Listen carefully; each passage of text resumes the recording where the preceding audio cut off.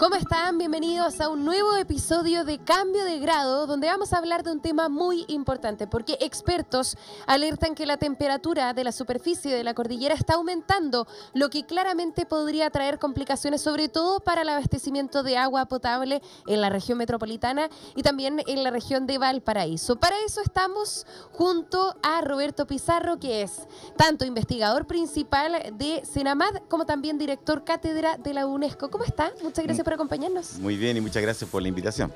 Sin duda es importante poder aterrizar estos temas que ustedes estudian durante varios meses y donde en este caso están hablando de una realidad muy importante.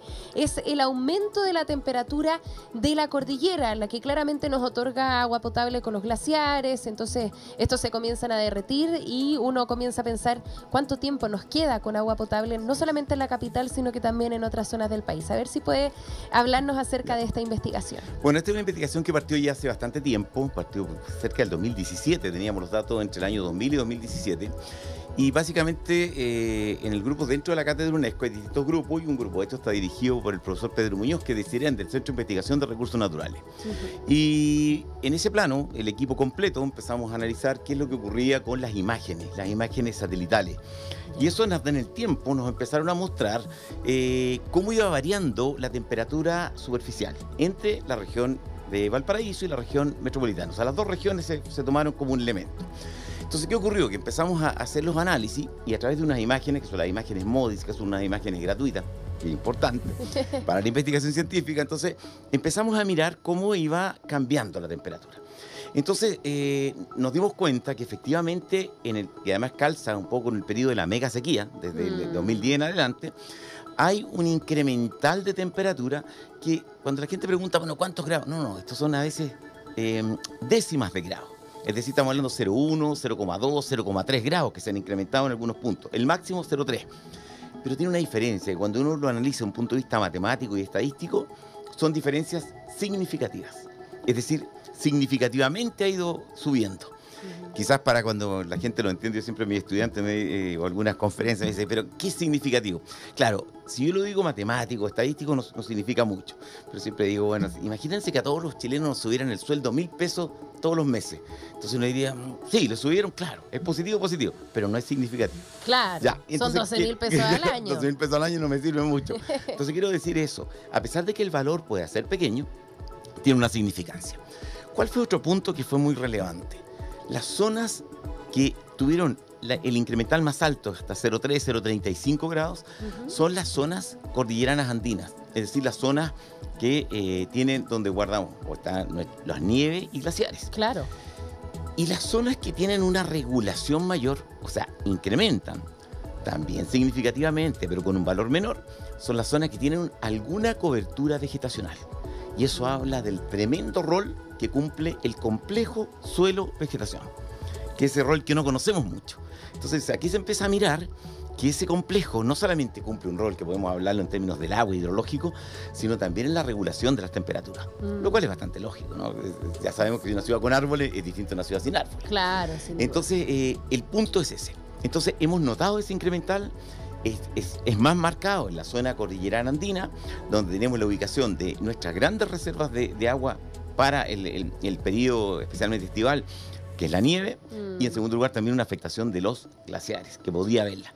Y eso obviamente nos preocupa y hay que seguirlo analizando. Fíjese que me llama la atención porque yo lo he visto con mis propios ojos. A mí me gusta mucho subir montañas. Ya. Está el Cerro El Plomo aquí en la región metropolitana, claro, ubicado a 5.400 metros de altitud aproximadamente. Y años atrás, uno para poder hacer el último esfuerzo hacia llegar a la cumbre, uno tenía que caminar sobre un glaciar. Hoy día estamos hablando de un sector rocoso. Ya no existe ese glaciar. Sí. Se ha derretido, ha formado otras lagunas, por lo tanto, uno lo puede ver también con sus propios ojos cómo ha ido cambiando también el planeta, ¿no? Sí. Ahora, ¿cuál es la conclusión que ustedes como investigadores han tomado después de este análisis? Porque en el fondo uno se pregunta ¿cuánto tiempo nos queda con agua potable? ¿Cómo ven ustedes a largo plazo lo que está ocurriendo con este aumento de temperaturas? A ver, a largo plazo mejor vamos primero al corto plazo. Ya. Estemos tranquilos, los embalses, por ejemplo, el yeso está a un 80-90%. Hemos tenido unos inviernos relativamente buenos, los dos últimos, que desde el punto de vista hidrológico nos han hecho una aportación importante de agua. Pero evidentemente que todo esto tenemos que monitorearlo de mejor manera, porque claro, esto no se trata del año siguiente o el subsiguiente, sino cuántas décadas más. Y en una sostenibilidad que inclusive nos vamos a estar nosotros, por los que somos mayores primero, ustedes que son más jóvenes, obviamente van a tener más oportunidad. Gracias por el piropo. Pero es verdad, entonces, eso tenemos que siempre analizarlo. Entonces, y aquí hay un punto que es muy relevante. Cuando tenemos estos datos, la gente dice, oye, qué interesante, y nos quedamos allí. Y yo quiero hacer un llamado en esto, lo he hecho en este canal otras veces que me han invitado y también en algunos otros medios de comunicación, que tenemos que aportar más como país a investigación científica y tecnológica. Cuando nosotros tenemos esa información, podemos ir sabiendo qué elementos están faltando. Por ejemplo, tú dices la subida al plomo. Lo que te está pasando es que efectivamente estás subiendo y encuentras la nieve más alta. Se llama eso la subida de la línea de nieve o la isoterma cero, a veces en ciertos lugares que está. Sí.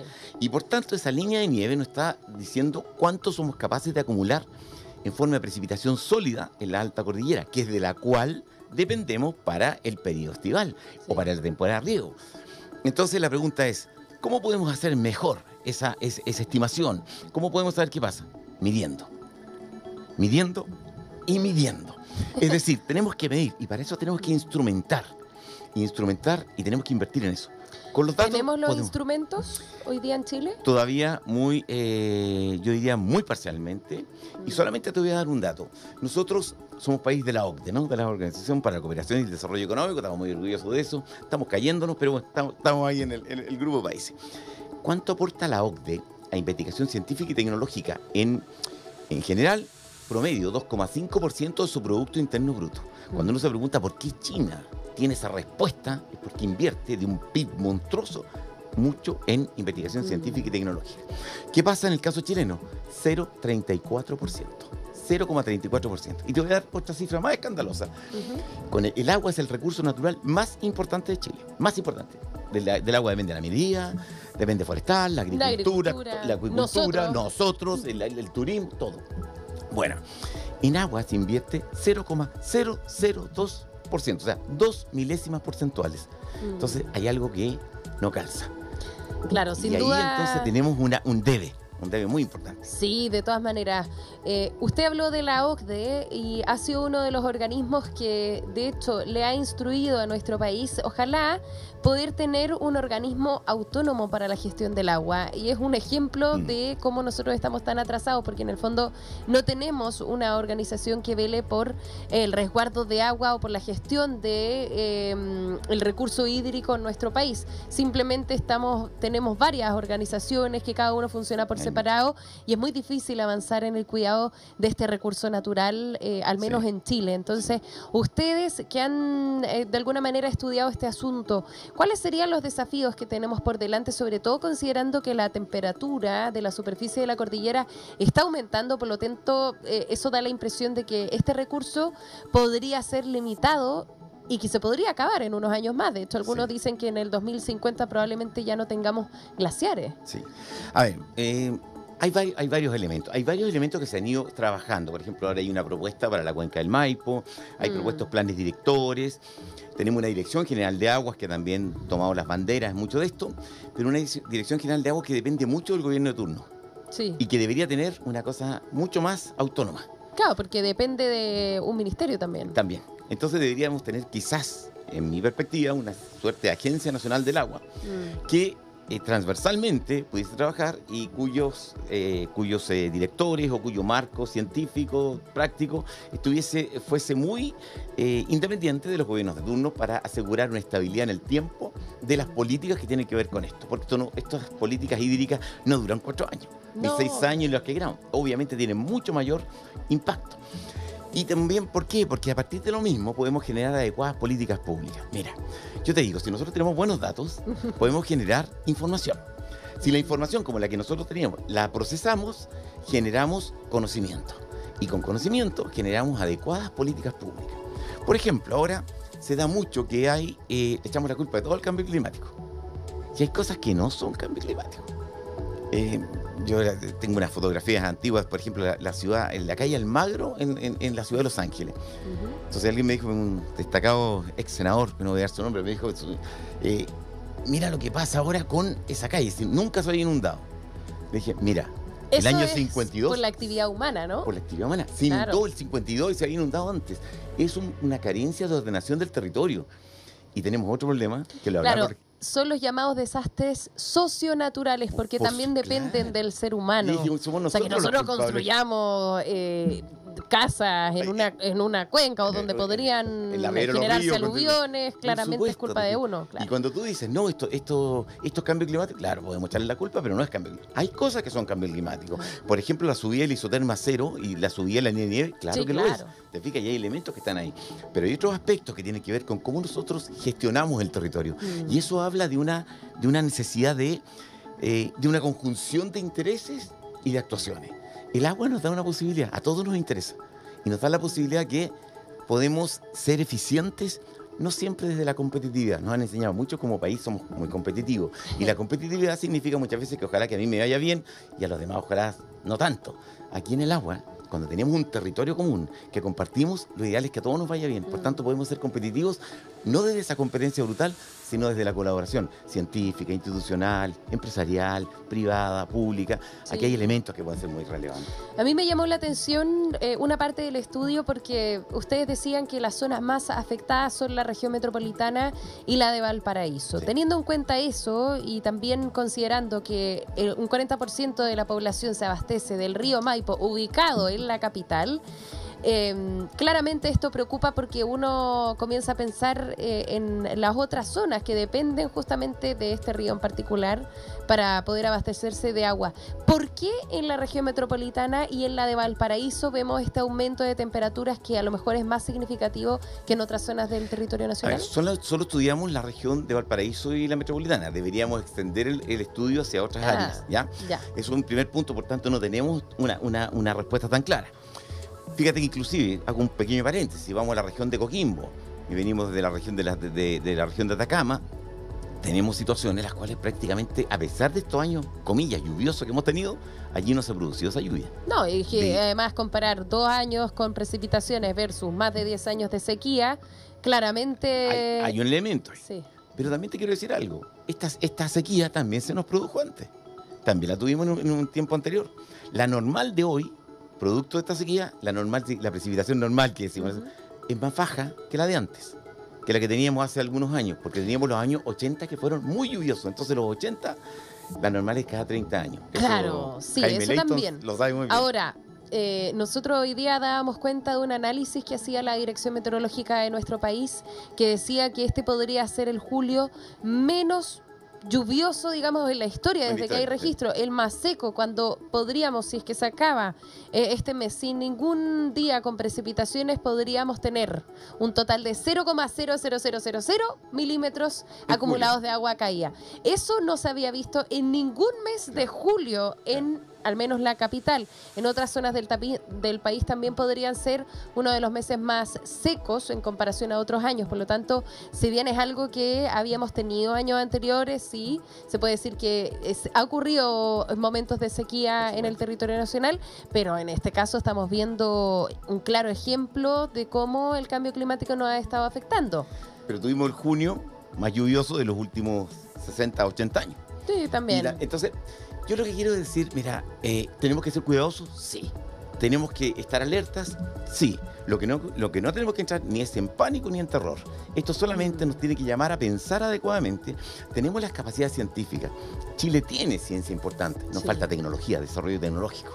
Y podemos hacerlo en conjunto. Pero necesitamos también, a propósito de lo que me preguntás, ¿qué cosa hacer? De una ciudadanía empoderada en términos de conciencia ambiental. El agua, en nuestro país, te voy a decir, hay 3 países en toda América que pueden beber agua de la llave, que son Estados Unidos, Canadá y Chile. Ese lujo asiático que tenemos, muchas veces a la gente que es tan relevante, en pueblitos chicos tú puedes beber el agua de la llave, en Chile. Cuestión que en algunos países no puedes hacerlo ni siquiera en la capital. Pero ¿cuál es el detalle? Que eso también ha determinado que la gente cree que el agua está siempre presente, nunca se va a acabar. Y eso tenemos que cambiarlo. Claro. El agua es finita, obviamente tiene un límite y sobre el cual debemos actuar de una manera más responsable, más consciente, y sobre eso te aseguro que construimos un mejor escenario. Sí, sin duda es muy importante que las personas seamos conscientes con el cuidado de este recurso. Ahora, hay también que destacar que el ser humano no es el que consume la mayor cantidad de agua en nuestro país. Es la agricultura, es la minería. Ahora, se entiende por una parte porque si es que no regamos, no comemos, no cosechamos. Por lo tanto, nosotros dependemos de los alimentos y de alguna manera se entiende que se ocupe esta agua. Ahora, se podría utilizar de una mejor manera, porque claro, hay que hacerle el llamado quizá a las personas que se duchen en menos rato, etcétera, pero también a los sectores agricultores a cuidar mejor el agua, a no desperdiciarla y en fin, o sea, es una serie de políticas públicas que hay que realizar. Eso que dices tú es tan cierto que inclusive como país que hemos avanzado mucho en una tecnificación del riego, que ha sido un elemento importantísimo, y si alguien me pregunta, claro, tener riego por goteo es mucho mejor. Pero ¿sabes qué ocurrió? Que alguien dijo, oye, yo antes regaba X hectáreas en tal lugar. El riego antes era tendido, o sea, se tiraba el agua hacia los potreros y la gente decía, los agrónomos dicen, el agua se perdía, los hidrólogos decimos que no se perdía, porque ¿qué ocurría?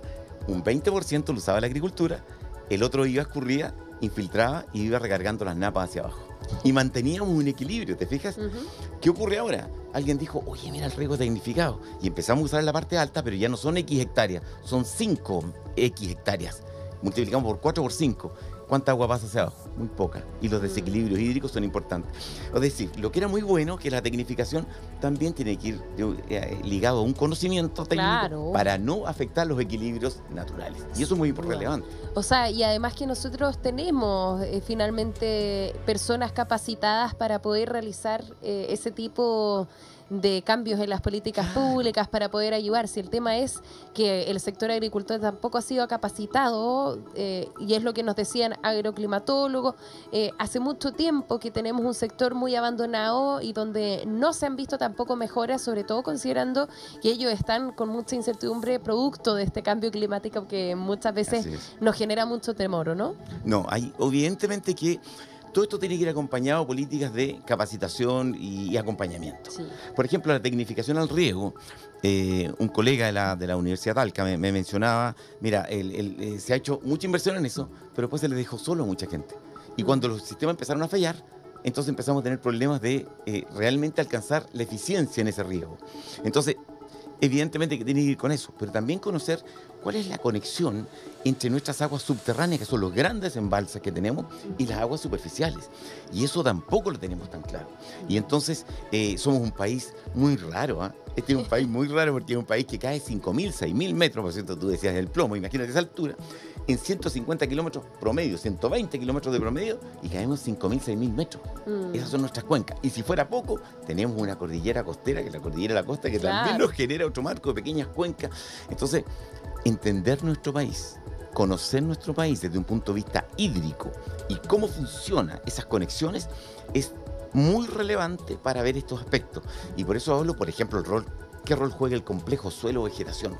¿Cómo ese suelo esponjoso mezclado con bosque o con vegetación tiene un efecto positivo y nos recarga los acuíferos? Fíjate, eso es una otra investigación que estamos desarrollando y que se muestra claramente que nos permite recargar el agua para el verano, porque nosotros nos llueve en invierno. Y como nos llueve en invierno y la necesitamos principalmente en el verano. ¿Cómo es eso? ¿Por qué nuestros ríos tienen agua? Porque hay una recarga de los acuíferos. ¿Cómo hacemos eso?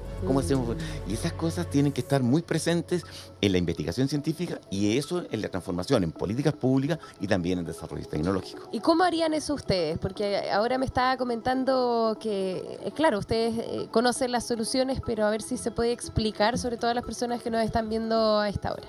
A ver, yo creo que aquí tiene que haber una gestión por cuenca, que ya ha empezado de alguna manera.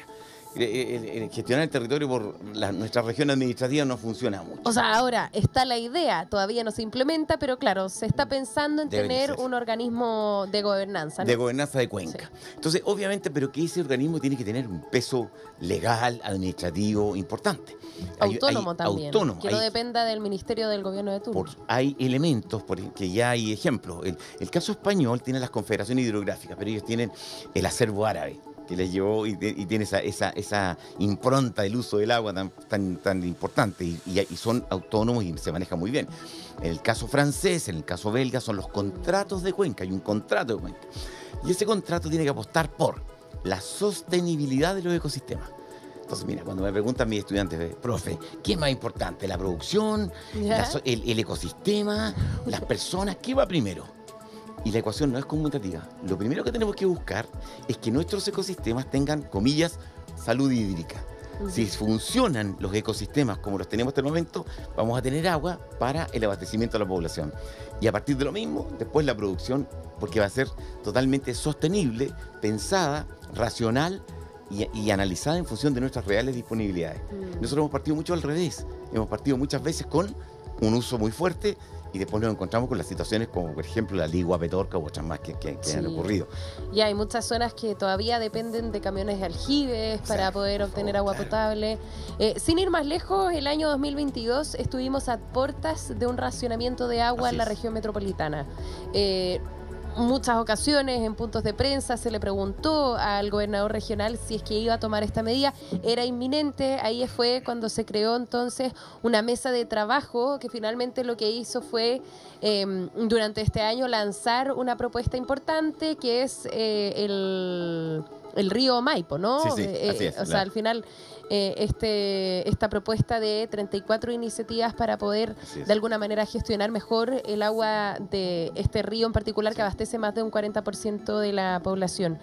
¿Usted cree que en los próximos años tengamos que tomar medidas tan necesarias o de alguna manera quizás tan tajantes como un racionamiento de agua? ¿Estamos en ese nivel? ¿Podríamos vernos enfrentados en eso? No las vamos a tomar en los próximos años, a futuro, si es que las tomamos adecuadamente hoy. Si es que hoy empezamos a hacer un uso más eficiente, un uso más racional, que tenga que ver con estos aspectos. Yo te voy a dar un ejemplo de que lo que hemos, hace poco terminamos un estudio en 2 cuencas con mis estudiantes, en este caso de la Universidad de Chile. Yo tengo doble militancia, la Universidad de Talca y la Universidad de Chile. ¿Y qué fue lo que ocurrió? Fíjate, tomamos 2 cuencas de la región de Coquimbo. Esas 2 cuencas dijimos, ¿cómo había subido la tasa, más que la tasa, la superficie agrícola que es muy demandante? Región de Coquimbo. Fíjate que creció como hasta el 2016 y cuando ya hizo crisis la mega sequía, empezaron a abandonar cultivos y eso empezó a bajar. Sin embargo, uno ve la tendencia de los acuíferos, es decir, cuáles eran los volúmenes almacenados, que por primera vez lo estamos haciendo a través de una metodología que es nueva y que nos permite estimar de la mejor manera eso. Fíjate que hay una caída significativa de los volúmenes almacenados en los acuíferos. Es decir, el uso excesivo, el sobreuso, está afectando antes que el cambio climático las disponibilidades de agua. Por tanto, el punto viene, si nosotros sabemos cuánto hay, qué podemos hacer, entonces a futuro no van a ser necesarias las medidas, porque las tomamos hoy con vista a que ese futuro sea sostenible. El problema es que siempre tomamos medidas para reaccionar ante una realidad versus para prevenir, ¿no? Y eso es lo que dicen muchos expertos, investigadores, que lamentablemente nosotros reaccionamos antes de prevenir. Y acá tenemos un problema, y es que la ciudadanía hoy día le está exigiendo a las autoridades tomar acciones para poder evitar los daños cuando uno se enfrenta a este tipo de problemáticas. Entonces tenemos una población que cada vez es un poco más exigente frente a este tipo de fenómenos. Sin ir más lejos, en la región de Valparaíso, por ejemplo, muchos ciudadanos súper enojados porque, claro, algunos pensaban en comprarse un departamento con vista hacia el mar. ¿Y qué pasó? Se encontraron con un socavón gigante. ¿De quién fue la culpa o la responsabilidad? Bueno, quien otorgó el permiso de edificación en dunas, ¿no? Que era una municipalidad. Por lo tanto, también en ese sentido, finalmente uno le pide a las autoridades tomar medidas preventivas para no reaccionar, porque esas personas van a tener que seguir pagando durante años un dividendo de un departamento que no va a poder ocupar, ¿no? Y al final ese es el problema. En ese sentido le pregunto, ¿hay voluntad para poder avanzar en este tipo de iniciativas? Yo creo que todos estos elementos nos están dando muestras de ello. Por ejemplo, en el Parlamento tenemos comisiones de recursos hídricos, no solo en la Cámara de Diputados, sino también en el Senado. La Comisión de Futuro del Senado está tomando el tema hídrico, que me parece espectacular que lo vayamos discutiendo. Y lo vamos discutiendo desde la derecha a la izquierda, de los rojos a los azules, los blancos, todos. Es decir, esto es un problema de todos y todas. Y además va a ser un detalle, la sostenibilidad país pasa por la sostenibilidad del agua. Es así de simple para Chile. El agua representa el 60% del Producto Interno Bruto de Chile. 60%. La minería el 15%, si uno lo mira así en términos separados. Pero ¿cuál es el detalle? Que no solamente es la sostenibilidad productiva o económica, sino también la sostenibilidad ambiental de nuestro ecosistema, la biodiversidad. Y como lo he dicho, en la medida que los ecosistemas funcionan, funciona el agua para la población y después para la producción. Si hacemos esas ecuaciones y las llevamos de esa manera, yo creo que vamos a tener un resultado importante. Si no, vamos a irnos lamentando. Y ojo, no somos un país a nivel del mundo que tenga las menores disponibilidades de agua. Ocupamos el lugar 24 en el promedio. Es decir, es un país que tiene mucha agua. ¿Cuál es el problema? La distribución y la gestión que estamos haciendo al recurso. No, y también... sí, tenemos mucha disponibilidad de agua, pero también estamos dentro de los países que tiene más estrés hídrico. ¿Qué pasa? Tenemos una mayor cantidad de demandas de la capacidad de agua que podemos de alguna manera distribuir, ¿no? Entonces, en ese sentido, quizás no estamos cuidando el agua que tenemos y estamos exigiendo aún más de un recurso que quizás deberíamos distribuirlo de una mejor manera.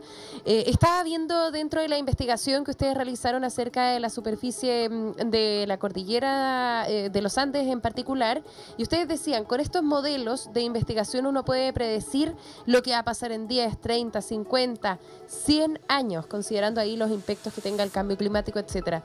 A ver si es que nos puede aterrizar un poquito de esa información. De momento, ¿qué es lo que va a pasar en esa cantidad de años? Lo que cuando hacemos esas predicciones, son predicciones que tienen que ser también con cierta restricción, porque están tomadas en función de unos datos que tenemos previos. Y con eso hacemos las proyecciones. Proyecciones que son a distintos escenarios. El escenario más negativo, bueno. En ese plano, un escenario muy negativo, podríamos tener una pérdida, un ascenso de la isoterma cero o de la línea de nieve muy alta, que nos determine que por las temperaturas, por lo que haya, se estén generando menor capacidad para retener agua sólida en forma de nieve o hielo en la alta cordillera y que esté disponible. En ese caso tendríamos que pensar, bueno, si nos va a caer, comillas, la misma agua, tendríamos que llenar de embalses con todo el impacto que eso significa para poder guardar agua y tenerla de una manera. Y a futuro, entonces, ese es el escenario más negativo. Pero otro escenario que dice, mire, podría esto cambiar, porque a lo mejor si a nivel planetario empezamos a jugar un poquito con esto del cambio climático, con la fijación de carbono y todos los gases de efecto invernadero, tener algo, podríamos en conjunto llevar a eso. Yo veo... Pero... hay que poner de ejemplo que ni siquiera el acuerdo del año 2015 se ha podido se está cumpliendo. Cumplir, claro. Totalmente de acuerdo. O sea, porque en el fondo dijeron todos los países en esa ocasión, pongámonos de acuerdo, que la temperatura del planeta no suba más de 1,5 grados en comparación a la era preindustrial. ¿Y para qué? O sea, ¿qué podemos hacer para eso? Bueno, claramente tratar de disminuir los procesos de combustión. Resulta que hemos superado esa cifra que se puso de alguna manera como tope en más de 2 ocasiones. Por lo tanto, depender de que los países realmente tomen decisiones para mitigar los efectos de los gases de efecto invernadero, valga la redundancia, eso quizás no asegura que vamos a tener soluciones en un corto o mediano plazo. Para nada, pero tenemos otros escenarios en que el más optimista, en el cual, digamos, los países hacen esto, que no lo están haciendo, otro en que estamos en el otro lado, donde nos quieren nada. A mí me parece quizás un poco más realista crear mayor cantidad de embalses para poder justamente retener el agua que cae muchas veces con precipitaciones que vienen acompañadas de una isoterma cero más alta. Hay que explicar un poco quizás para nuestra comunidad que nos está viendo, que a lo mejor no entiende mucho estos tecnicismos, ¿no? Isoterma cero es cuando es una línea imaginaria que separa las precipitaciones en formato sólido versus líquido, ¿no? Y en ese sentido, una vez que está más alta, quiere decir que nieva a una altura más alta y muchas veces nos deja poca mucha cantidad de nieve en la cordillera. Y escurre más líquido Escurre más líquido, lo que puede provocar incluso remociones en masa, aluviones, porque llueve donde hay nieve muchas veces, entonces todo eso se remueve y llega finalmente a la ciudad, porque además hay que recordar que nosotros estamos ubicados en medio de cordilleras, por lo tanto muchas veces cuando tenemos este tipo de precipitaciones llega todo a la ciudad y es por eso que muchas veces se inunda la región metropolitana, todos dicen con 20 milímetros de agua que a la Tandalá. Bueno, efectivamente, porque nosotros tenemos un país que está lleno de cordillera y vivimos todos en un sector donde estamos rodeados de laderas de cerros de montaña, etcétera. Pero es verdad lo de los embalses, es una opción. Pero también hay opciones que son las que llamamos desde la UNESCO, las cátedras de UNESCO, es soluciones basadas en la naturaleza. ¿Cuáles son esas? Donde podríamos, por ejemplo, mezclar lo que se llama bioingeniería, es decir, las biotécnicas, por ejemplo, forestaciones en distintas zonas, donde la vegetación empieza a ser un factor de retención, de un dique. Entonces el agua empieza a retenerse, las raíces empiezan a mejorar las características del suelo, empieza a infiltrar. Y además podemos hacer pequeñas obras, diques que son pequeñas obras civiles, zanjas de infiltración en las laderas, y a lo mejor con eso le damos una oportunidad a la naturaleza que vaya recuperando. Y de esa manera no tenemos el impacto tan grande de las otras obras. ¿Y dónde embalsamos? Embalsamos en lo que son nuestros grandes embalses naturales, los acuíferos. Pero si los vamos conociendo, entonces podemos hacer. Entonces, esto también pasa por esas políticas públicas. Y solamente termino con una anécdota. Fíjate, estábamos en Arizona, en el estado de Arizona, y traían agua del estado de Colorado, en Estados Unidos. Miles de kilómetros. Y en algún momento dijimos, traen el agua. ¿Y por qué no hicieron acá un embalse? No hicimos un embalse porque era muy caro, porque era ambientalmente, tenía un impacto muy grande, porque teníamos un embalse natural, porque la ciencia les había enseñado, aquí abajo tengo el embalse, el acuífero, sé cómo rellenarlo, ¿no? Y porque este era un territorio indígena, por tanto teníamos que respetarlo. Fíjate, en esa actuación, marcos culturales, marcos de ingeniería, marcos técnicos, marcos de gestión, todos involucrados en base a conocimiento científico, cultural y social. Eso me encantó, de todas maneras, haberlo tenido como invitado, Roberto Pizarro. Lamentablemente vamos a tener que ir cerrando esta entrevista. Director cátedra, además, de la UNESCO, muchas gracias por poder aterrizar una investigación importante que ha dado cuenta de un aumento de la temperatura de la superficie de la cordillera de los Andes y también por hablar acerca de las prioridades, de los desafíos que se vienen por delante en nuestro territorio nacional y también en el mundo. Muchas gracias. Muchas gracias a ustedes por la invitación. Eso, y nosotros nos volvemos a encontrar en otra edición de Cambio de Grado. Que estén bien.